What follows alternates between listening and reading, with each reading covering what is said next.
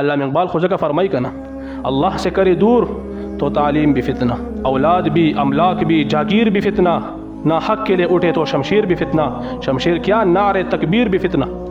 کم تعلیم چې تا د الله نه لرې کوي دا فتنه ده. د دې داسې تعلیم نه جاهله اوسېدل بهتر دي.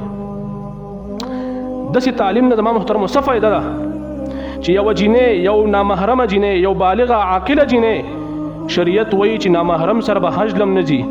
څومره مقدس عمل دی. زمونږ احناف علما وایي چې ښځې به جومات ته هم نه راځي، د ښځې بهتر مونځ په کور کې دی، الان کې مونځ له راځي، ښه کار له راځي. خو لیکن زمونږ د خلکو یو دا منټلټي جوړه شوې ده چې نه لور ګورې، لور نه ډاکټره جوړه که په هره طریقه وي، د فیصل آباد نه راولېږه او د سوات نه راولېږه، د په هاسټلو کې وي.